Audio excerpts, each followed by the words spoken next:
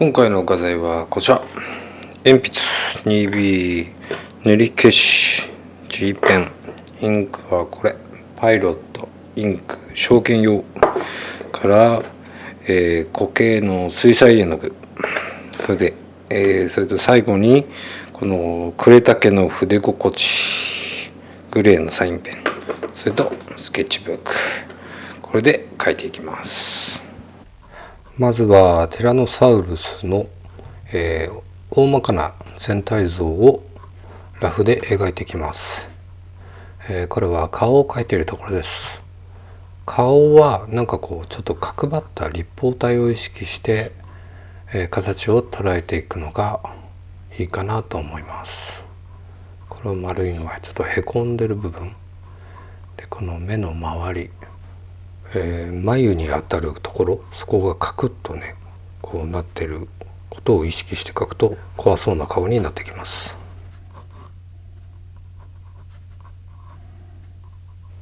ティラノサウルスの口の形状はこう波打つようにこう下がるところ上がるところが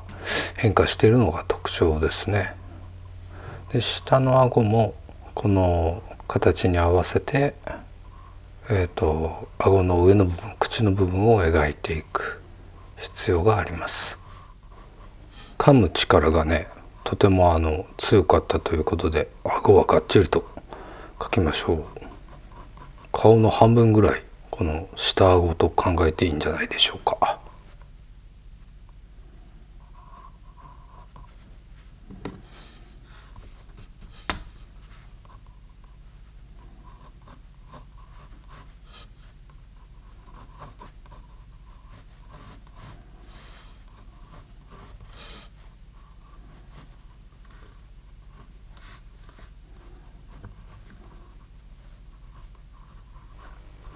ティラノサウルスは他の恐竜に比べて極端にこの前足が小さいということが特徴ですね。指は2本で、これなんでこんなちっちゃかったかというといろんな説があるんですけど、交尾の時にメスをつかむくらいしか役割がなかったんじゃないかとか、あと立ち上がる時に、地面に突っ張るくらいしか使わなかったんじゃないかとか、あと完全に死肉しか食べてなかったんじゃないかっていう説もあるみたいで、その時にもう獲物は死んじゃっているので獲物をつかむ必要がないから腕がどんどん退化していってるだとか、いろんな説がありますね。とにかくこれを大きく描いちゃうとスピノサウルスとか違う恐竜に近づいていっちゃうので、手はちっちゃく描くことを心がけましょう。足の指は3本で、その内側に小指みたいのがちょこっと出ている足になります。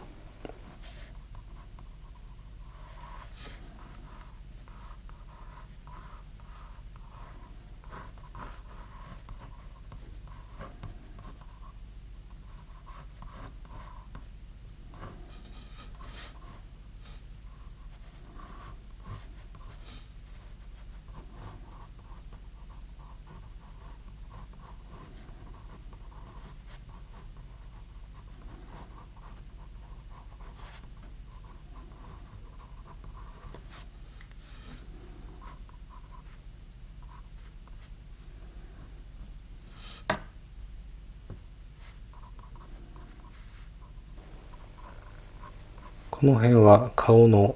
こう立体感、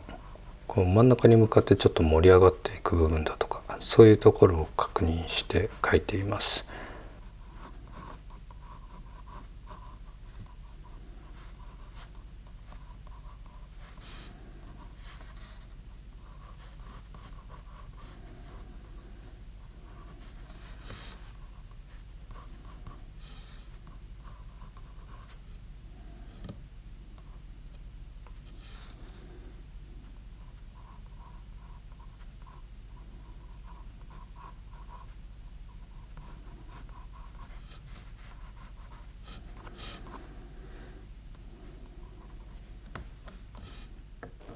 さあだいたい形が捉えられたのでペン入れしていきます。今回もザッザッザッとスケッチなんで描いていきますけども、これも、リアルな早送りなしの時間でお送りします。こう眉毛に当たるところはね、なんかこう皮膚が硬くなって目を保護する役割なんでしょうか。こう体にはね、全体的にイボイボがついてるんですけど、その一つ一つのイボが硬く大きくなってるようなイメージです。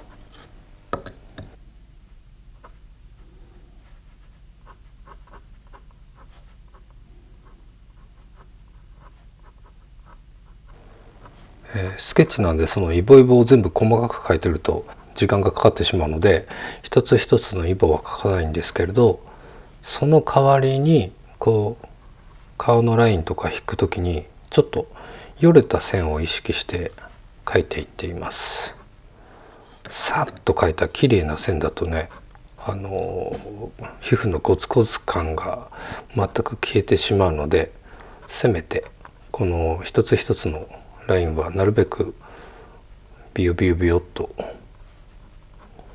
よれた線を意識して描くようにしています。今の斜線は影になるところなんであんまりそれは意識してないんですけれども、あとはこうザッザッザッと影を表すときにあんまり大きい斜線、長い斜線で描かずに短い斜線で重ねていくと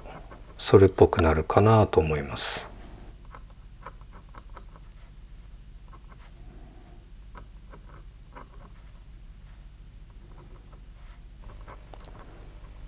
大体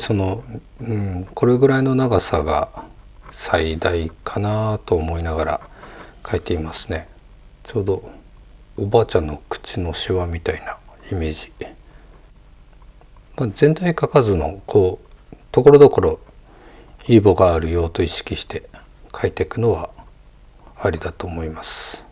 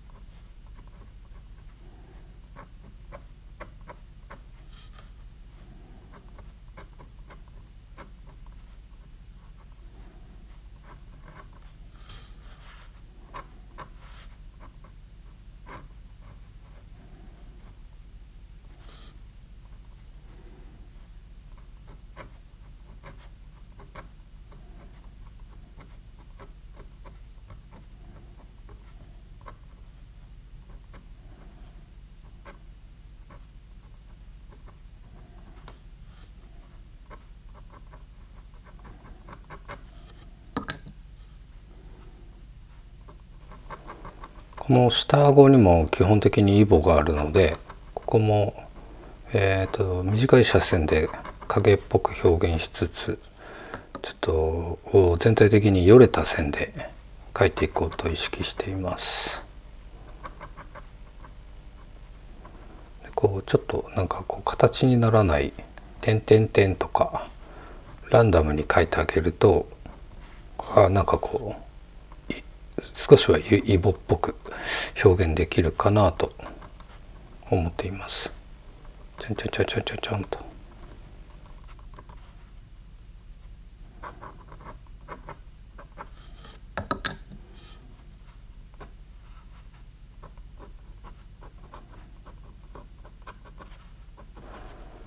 この頭から首、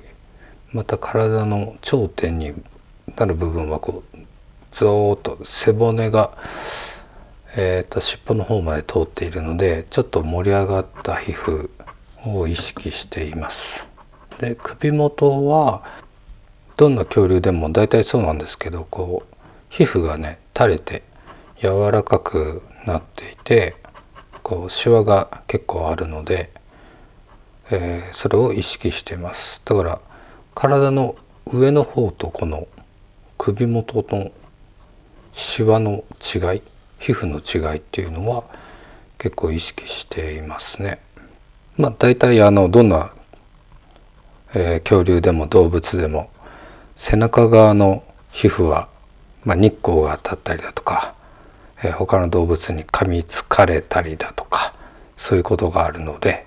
皮膚が硬くなっています。保護する役割でね。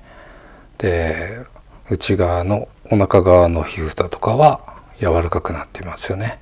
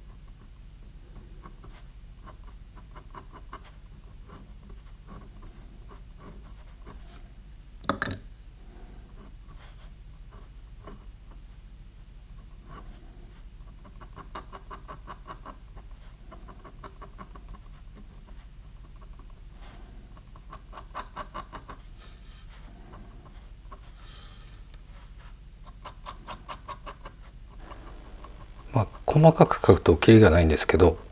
ここら辺はザザザと、斜線を入れて暗くなる部分を描いてるんですが、斜線の向きは体のこの立体感、周りをぐるっと回るようなイメージで、向きを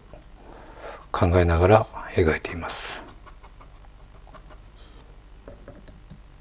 そうすると体に丸みが出てきて、自然と見る人の目が立体感を捉えてくれるので、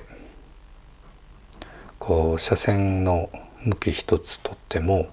そういうふうに意識して描くと分かりやすいイラストになります。特にこういった恐竜だとか、あと毛が多い動物だとか、斜線で影の部分を引っ張ってって、その斜線の向きがあべこべな向きだとね、この体どうなってんのだとか、ちょっとね、絵として捉えづらい絵になってしまうので、その辺意識するのも結構大事なことなのかなと思っています。この足の指の表面はね、硬い皮膚で一列覆われてて、その周りをイボの皮膚があるようなイメージですね。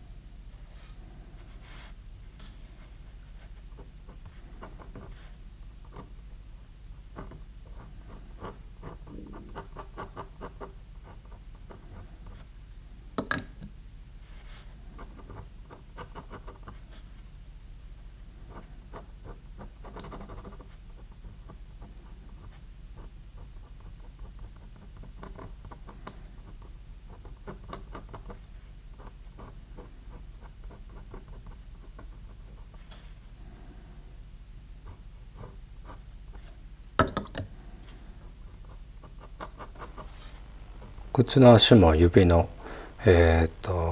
指の一本一本のこの一番上部にあたるところが一番硬い甲羅のような皮膚で一列覆われてて、その周りを細かい皮膚が覆ってると。なんかあれですよね、石とかねたくさん蹴っちゃうと思うんで、ここら辺硬くないと痛いんでしょうね。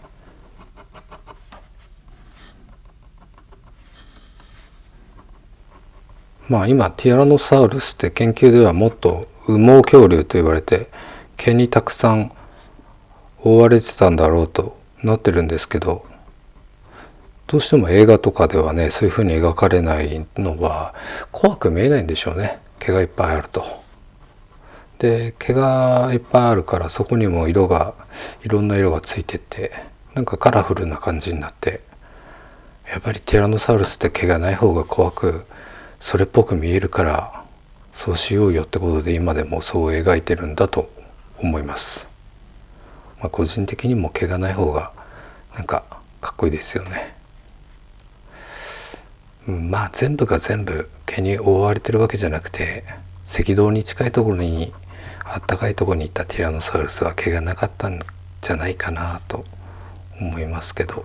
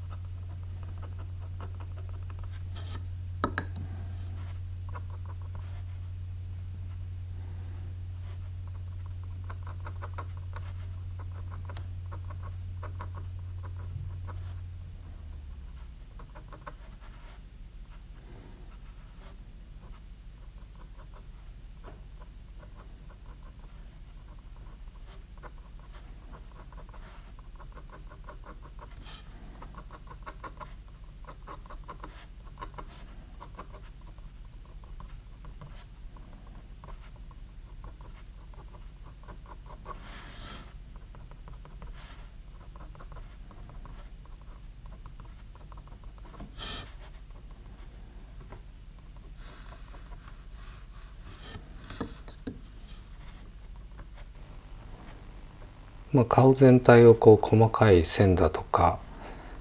ランダムな点々点だとかで覆ってちょっと皮膚の複雑感を出しつつ、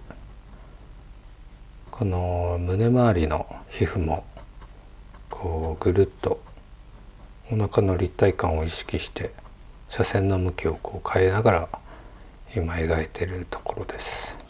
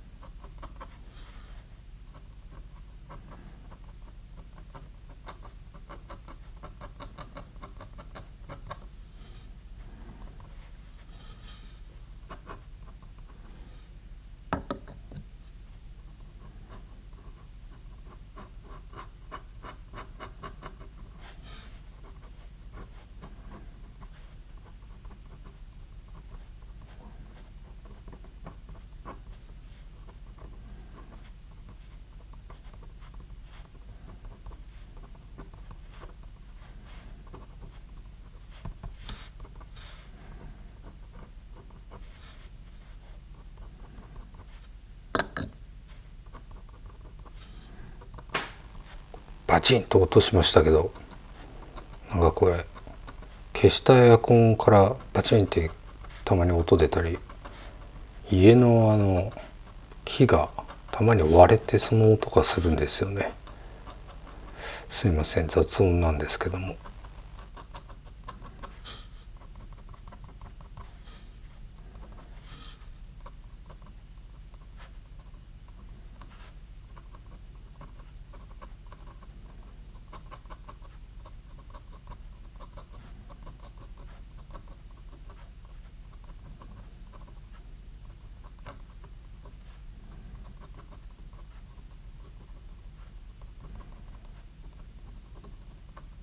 だいたい線画はこんなもんでしょうかね。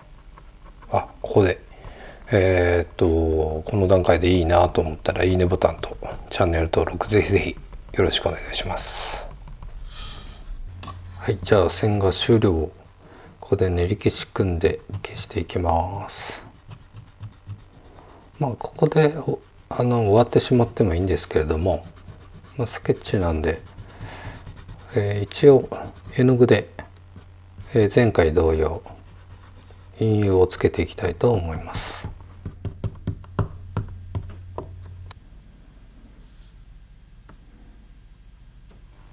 はい、絵の具は筆の塗り始めが一番濃い色が出るので、濃くなるような場所から塗り進めていっています。あんまり水彩絵の具で塗る人もそんなに多くはないと思っていて、なんで水彩絵の具とか絵の具はあんまり手出さない人が多いのかなと考えると、やっぱりねちょっと筆とかパレット洗ったり水を入れたバケツを洗ったり、それがちょっと面倒くさいっていうのがあるんじゃないかなとも少し思うんですけど、実際そんなに面倒くさいものではなくて、ただそれ洗えばいいだけで、こんなにも、色の濃淡を簡単につけられて、逆にねなんかマーカーとかで頑張ってこう綺麗に塗ろうってこうやるよりもさささっと陰影つけていけるんで、結局絵の具の方が早いんじゃないかなと僕は思ってるんですけど、で水彩絵の具ってねパレット洗わない人多いんですよね。固まったのまた水つけりゃその色出るんで、だからそんなに無駄がないので、実際にはバケツの水を取り替えるぐらいしか手間ってないと思うんですよね。他にも色鉛筆でこの範囲塗るって言ったらすごい時間かかりますよね。で先ほど言ったマーカーっていうのは、コピックとかもそうなんですけど、コピックって一個一個高いじゃないですか。結構あれいろんな色揃えるのすごいねコストかかるし、他にはアクリル系の絵の具、そういうのだとね塗り重ねて不透明度が高いので思った色結構出して、好きっちゃ好きなんですけど、あれはねパレットに固まったらね水かけても復活しないし、絵の具出しすぎるとそれ固まってもう使えなくなっちゃうんで無駄が出るし、それはそれでね洗うのも手間になるんで、より水彩よりは面倒くさいなっていう部分もあるんですけど、発色がいいのですごく魅力的な絵の具ではありますよね。片や油絵とかありゃ乾かなくてねちょっと私には向いてないんですよね。早く乾いてくれよって、いつまでたっても前の色が塗ってる色に影響してきて、なんかこう色のコントロールがすごく難しいという。あとはデジタルですかね。デジタルはいいですよね。戻れるし後で色変えられるし調整できるし、いくらでもアレンジが効くのですごく便利なんですけれども、でもこういった水彩のタッチを目指したい人はやっぱりまだねアナログには勝てない部分があると思います。アナログっぽく見せる手法で紙だとか絵の具の質感をテクスチャーとして貼り付けてアナログ感を出すっていうやり方も、私も仕事ではすることもあるんですけれども、アナログってこう予期してない色のにじみ方だとか色の出方だとか色の混ざり方、そういうのがね結果的によく見えてくるので、本人の味だとかもすごく出やすいんですよね。そういった部分でデジタルはまだアナログに遠く及ばない部分っていうのはすごくあると思います。なので最近はやっぱり水彩絵の具が一番好きな画材にはなっています。でこの紙とこのにじみの質感がねやっぱり独特で、それがまたアナログ感があっていいじゃないですか。だからそんなに思うほど慣れると面倒くさいものではないよということも言いたいんですけれども、あとは金銭面でもね、学生さんとかあんまりお金に余裕のない方でもね、水彩絵の具って一番安いんじゃないかなって私は思ってるんですけど、なんせ水彩絵の具セット1個買ったらすごく長持ちするんですよ。で先ほども言ってたように無駄がないので結構最後まで使い切れる。で固まっても復活できる。で最初に筆だとか絵の具を、買い揃える必要はあるんですけど、バケツとかは私バケツっていうのを使ってなくて、ただの瓶に水入れたりだとか他で応用できる部分っていうのは結構あるし、デジタルっていうとね、パソコン買ってプリンター買ってでスキャナー買って、そのプリントする紙も買って、で絵を描くアプリでサブスクで毎月お金を払って、とにかくお金かかっちゃうんですよ。いやバイトしてもとても全部揃えるにはかなりの年月がかかっちゃいますよね。でパソコンを早く買った方が絵が上達するんじゃないかって考えてる人もいるかもしれないんですけど、そんなことなくて、アナログで上手い人はデジタルでも必ず上手いです。でも逆にデジタルで最初から行き過ぎちゃうとアナログで通用しないって部分は必ず出てきます。例えば線の引き方、ペンの感覚だとか、体で覚える部分がアナログはもう多いので、そういった技術が追いつかずにデジタルの中でしか絵を描けないっていう風になっちゃう傾向はどうしてもあると思います。でも仕事にはなります。デジタルしかできなくても。その人のタッチがデジタルだけのタッチであれば、それを良しとしてくれる人が多ければ、イラストレーターだとかそういう仕事に就くことは全然可能だと思います。だけどやっぱりアナログもできた方がね、絵の表現の幅は広がるので、アナログも時間があるときはどんどん描いていきましょうというふうに言いたいんですけれども、でアナログしか逆にやってないっていうのも厳しい部分があって、どうしても仕事となるともうデータでしか納品しないので、アナログで描いたものをデジタルで補正してきれいにしてゴミとか取って、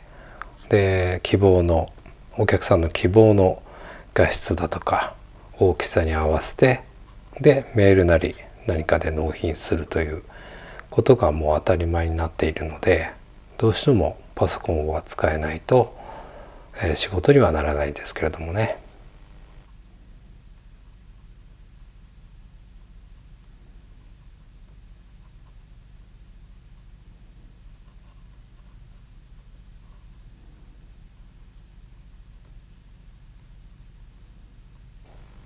また余計なこと喋っちゃったけどそろそろじゃあこの水彩は終わりとして、次にですね、一番最後にもっと濃い部分を表現するために、グレーのペンを使っていきます。